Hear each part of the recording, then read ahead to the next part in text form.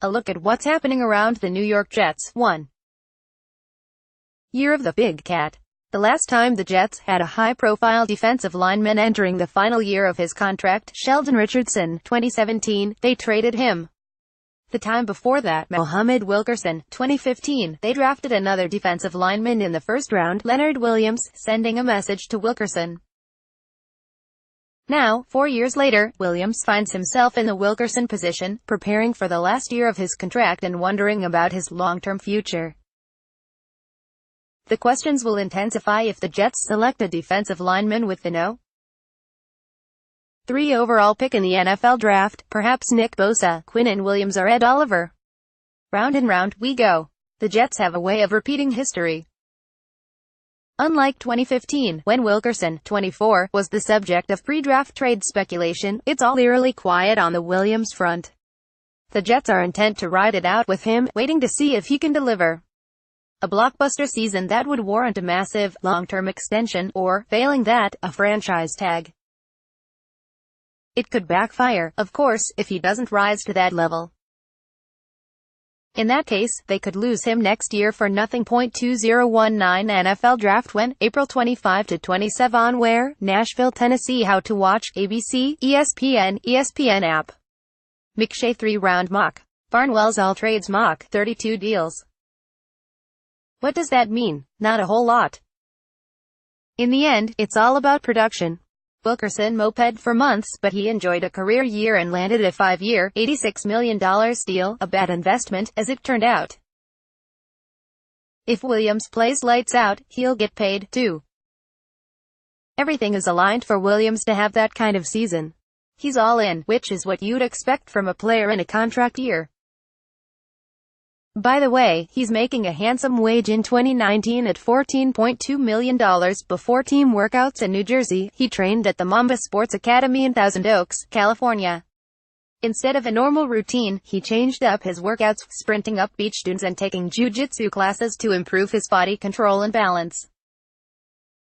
He also believes he will thrive under fiery new defensive coordinator Greg Williams. One of my favorite coaches of all time was Coach Ed Orgeron, and he was an intense coach, Williams said of the current LSU head coach, his position coach at Southern California. I feel like that type of energy brings the best out of people. Still, Williams is only human. If the Jets invest a $30 million plus guarantee in a hotshot rookie, he'll have to be thinking about what it means for his future. 2. An Oliver twist. In his latest mock draft, NFL Network draft analyst Daniel Jeremiah has the Jets picking defensive tackle Ed Oliver at No. 3. That's a name we hadn't heard in the conversation. Oliver has been compared to Aaron Donald, whom Greg Williams coached with the Los Angeles Rams, so it's easy to connect some dots. Still, it doesn't sound like a great fit for the Jets. Oliver was a dominant nose tackle at the University of Houston, but he would be undersized, 6'2", 287, at that position at the NFL level. Can his rare explosiveness compensate for his size? That's a question you shouldn't have to ponder when you're talking about the 3rd pick. The draft, especially if Quinnen Williams, a better overall prospect as an interior lineman, still is on the board. Jeremiah acknowledged that he, too, would take Williams over Oliver.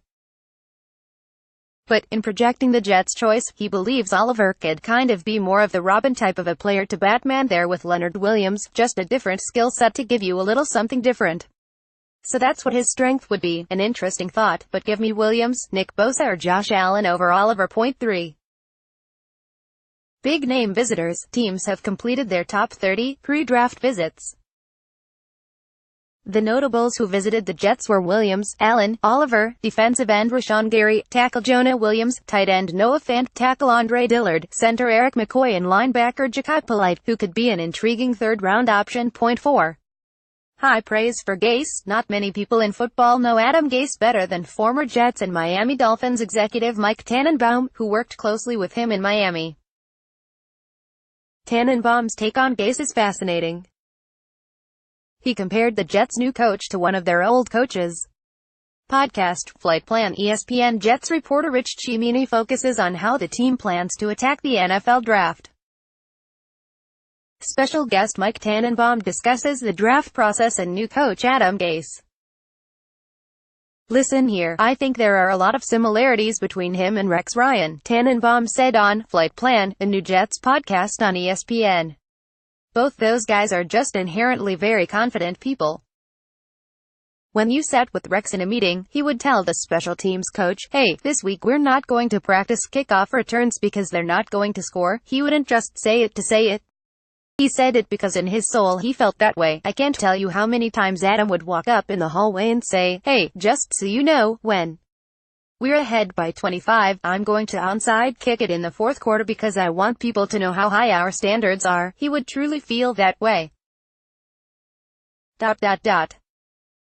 I think one of his superpowers, one of his true gifts is he's very confident and very relatable, especially on the offensive side of the ball. Tannenbaum said Gase will bring a fresh energy and approach and moxie on that side of the ball that hasn't been there in a long time. He said Gase, like Ryan, has the ability to instill confidence and be extremely relatable to the players. Those are two skills, regardless of how you're portrayed by the media. Without those two skills, you have no chance. 5. Inside the Jets' schedule. Once the NFL schedule is released, we spend hours, days, dissecting it, looking for quirky trends. To me, one of the most important factors, a hidden factor, is the amount of rest in between games. A team has an edge over its opponent, it can be a big advantage. In the Jets' case, they have 6 games in which there's an uneven number of rest days, only 2 in their favor. But in one of those cases, their edge is minimized. In Week 5, the Jets will play the Philadelphia Eagles on 14 days rest after a bye, but the Eagles will have 10 days after a Thursday night game in Week 4. So much for a big edge there. The Jets have shorter rest in both games against the Patriots, which certainly doesn't help their chances of pulling an upset. The most lopsided situation is Week 11 against the Washington Redskins, who will have 14 days to a normal 7 for the Jets. After that game, the Jets should be in good shape for the rest of the way. The only uneven game is Week 16, but it works in their favor. 10 days for the Jets after a Thursday night game, 7 for the Pittsburgh Steelers. Those extra 3 days late in the season will be huge for a certain running back, who will be amped to face his former team. Jets-Steelers, Sunday, December 22nd. I got a feeling something might be a little different this time around. Eyes face with tears of joy. Pic.twitter.com/tpyolo7j2 Le'Veon Bell @Le'Veon Bell, April 18, 2019. 6. Are you ready for some football? This will be a hectic week at One Jets Drive. While draft preparation continues, Gase will conduct a voluntary mini-camp on Tuesday and Wednesday. New coaches are permitted to have an extra mini-camp, and this is it. It will be a watered-down version, with no offense versus defense drills. Still, it will mark the first opportunity for the players to run plays in the new offensive and defensive systems. On Tuesday, General Manager Mike Maccagnan will conduct his pre-draft session with reporters. Prediction: he will declare he's happy at the No. 3 spot, prepared to pick one of the top 3 players on his board instead of trading down, unless he does. 7. The last word: we're going for that one team that's been winning every year in that division. Gase said that's one of the main reasons he came here, and we all believe that. The guys that are new additions to the team, we're pretty much here for the same reason. We know there's one team that's been on top for a long time. We feel we have the attitude, and the players, and the game plan is to get that done. Linebacker C.J. Mosley.